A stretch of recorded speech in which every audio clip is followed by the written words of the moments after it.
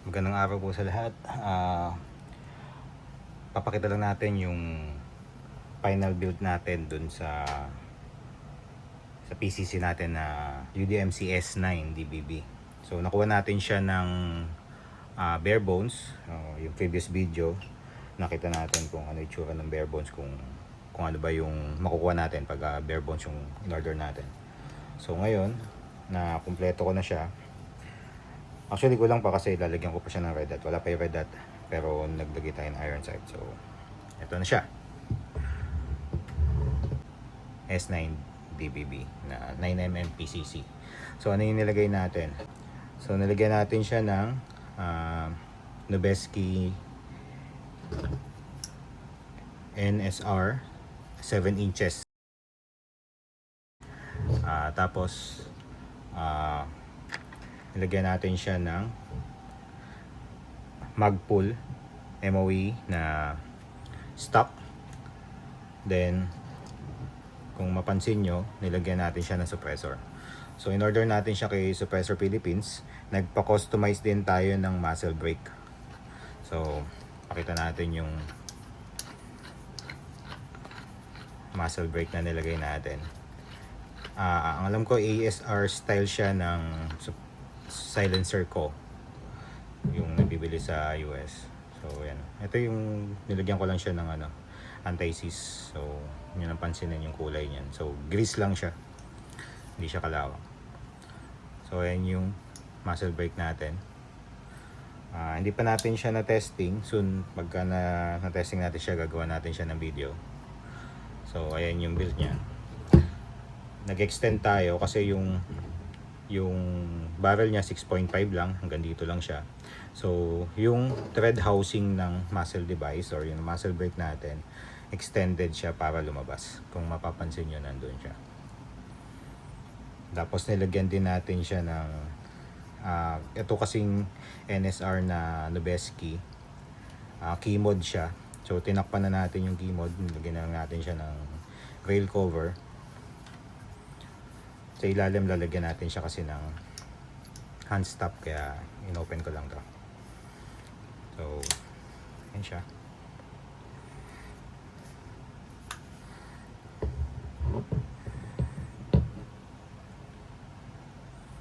MOE stock. Yung pistol grip natin, yung A2 na original na nakakabit, niretain lang muna natin siya. Ito palang rear flip up sight, ito yung galing sa S5. Ito yung nakakabit dun sa S5 natin, pero hindi ko na siya ginamit kasi naka combo na siya ng red dot and magnifier. So wala na siyang paglalagyan dun. So dilgay natin siya dito.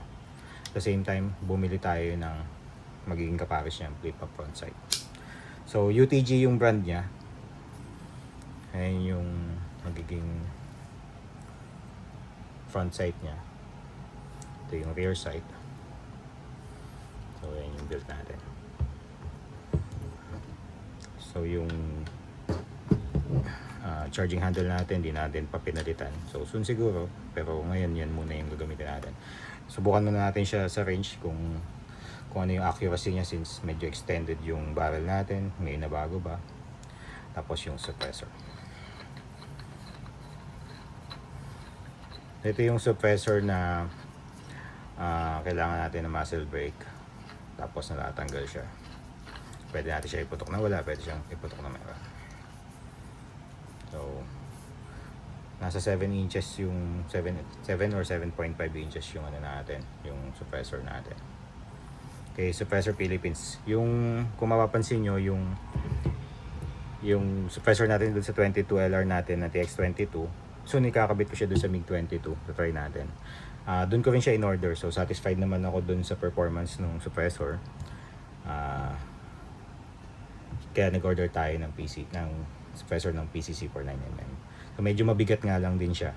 Kaya aluminum, made of aluminum, pero medyo mas mabigat siya compare doon sa 22LR. So mas mahaba din kasi siya, medyo mas mataba ng konti. So yan, medyo humaba din siya ng bahagya.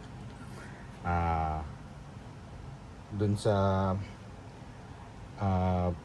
video natin before, di ba, hanggang dito lang siya. I-check natin yung overall length naman niya ngayon, kasama yung suppressor.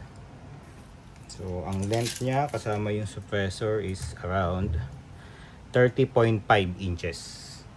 Yung stock niya, hindi siya naka-retract. Actually, naka-retract siya, hindi siya naka-extend. Pag naka-extend siya, 34 inches. So para na rin tayong may mahaba na PCC, at least nag-length siya ng ganyan kahaba na nakakabit na yung suppressor. Ang bigat naman niya, ang weight niya, check natin. So walang magazine.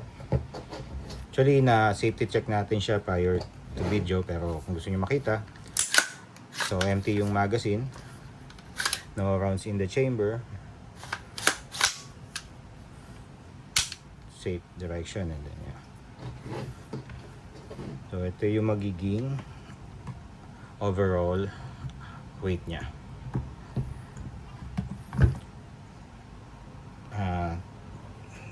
3 kilos and 124 grams. So not bad. So meron na rin tayong parang 34 inches na built na PCC na nasa around 3 kilos lang siya at suppressed na. So abangan natin yung video pagka nadala natin siya sa range. Ito-test natin siya, check natin yung groupings, check natin yung siguro sa 25 or 40 meters doon sa pinupuntahan natin, kasi hanggang 50 meters lang yung pinakamalayo na target na pwede nating ilagay. So check din natin, siguro hindi naman masyado makikita sa video or maririnig sa video yung kung gaano na siya kahina. Of course may tunog pa rin siya, silencer or suppressor, pero maririnig pa rin naman natin putok. Nasa safe lang yung level para sa hearing natin, sa pandinig natin, na hindi masira yung pandinig natin, pero marinig pa rin naman natin yung putok. So sa magazine, meron tayo kasi yung before natin, yung sa Glock magazine, kasi yung kinuha natin to wala naman siyang kasamang magazine. Gagamitan natin siya ng Glock magazine na 33 rounds, kagaya nito.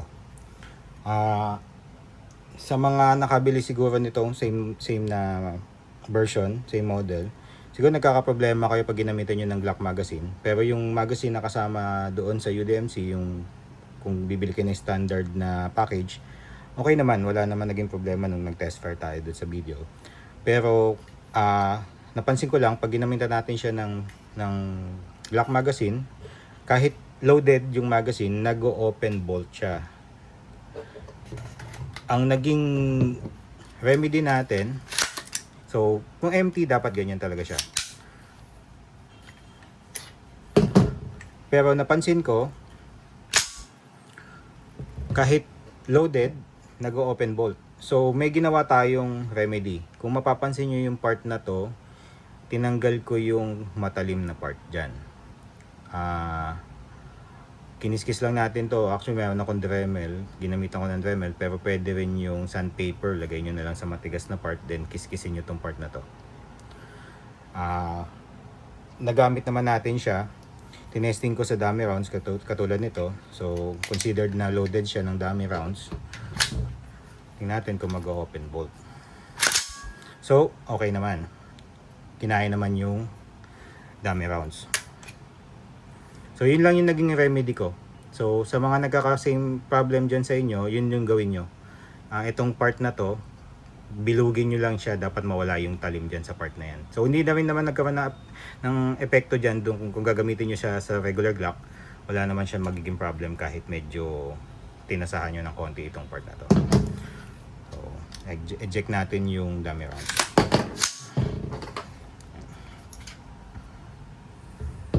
So excited na rin akong gamitin sa range. Magagawa tayo ng video. Break in natin siya, gamitan natin siya ng full metal jacket. Try din natin siyang gamitan ng reloaded, yung ginagamit kong reloads para sa Glock. Try din natin. Check natin yung grouping, check natin yung accuracy. So syempre i-zero muna natin to pag nadala natin siya sa range. At soon, pag dumating in order ko na red dot na ilalagay natin dito. Actually mura lang siya. Medyo budget na red dot yung ilalagay natin. Tatry natin kung okay naman. I-reveal ko na lang kung anong red dot yun at kung anong brand, kung magkano na rin pagka dumating na. So yun yung gagawin natin. Comment down below na lang po kayo kung meron kayong tanong kung paano natin acquire yung ibang nilagay natin dito. Actually, subscriber din natin yung pinagbilan ko nito eh. Kasi nakita ko lang siya nag-post online. Hindi niya nagagamitin. Bago pa siya, brand new natin nabili to. Pero hindi niya nagamit, kaya binenta na lang sa atin. So yung suppressor from Suppressor Philippines. Ito nabili ko kay Strong Hand, yung front. Ito galing kay S5. Ito na pala yung new version. Kung napanood nyo yung video natin, unboxing video natin itong S9 natin na bare bones, makita nyo dun yung itsura nya, yung barrel nya. So same Bergara barrel, UDMC barrel, stainless steel, 6.5 inches. So marami pa tayo siguro gagawin, pero sa ngayon ito na yung final build natin kasi functional na siya. Pero siguro marami pa rin naman tayong babaguhin. Pwede nating palitan soon yung pistol grip. Bili tayo ng ibang magazine na compatible dito. Pero at least nakuha na natin yung remedy kung paano natin mapapagana yung lock magazine na hindi siya mag-open bolt pag loaded. Kasi syempre yung reliability maapektuhan kung loaded naman yung magazine natin tapos hindi siya sa cycle kasi mag-open bolt siya kahit loaded. So ngayon na-solve naman natin yung problema. Siguro kung magkakaroon pa rin ng same issue, babawasan pa natin tong part na to. So, salamat po sa panonood nyo. Salamat din sa mga nagko-comment, nagtatanong. Sana nasasagot naman natin ng maayos. At yung mga nagpi-PM sa atin dun sa Facebook page natin na Slides and Barrels PH, pwede nyo akong i-message doon. Kung hindi nyo ako ma-message kasi may mga nagme-message din sa akin or hindi doon nila ako ma-message, mag-comment kayo doon sa one of reels na naka-upload doon sa page natin na sabihin nyo i-PM ko kayo para ma-message ko ako yung mag-initiate ng conversation para magkaroon ng thread yung sa messenger natin. So kung may mga tanong kayo, masasagot natin doon. Tatahin natin sagutin, hindi naman tayo eksperto. Inulit ko, hobbyist lang tayo. Sinishare ko lang yung personal experience kung paano natin buuin yung mga laruan natin, yung mga paborito nating toys for the big boys, kumbaga ika nga. So yan. So far functional na siya. Ito yung build natin. Yan.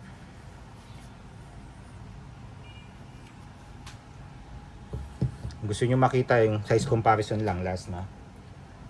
Itatabi natin siya kay S5 para makita natin yung size comparison.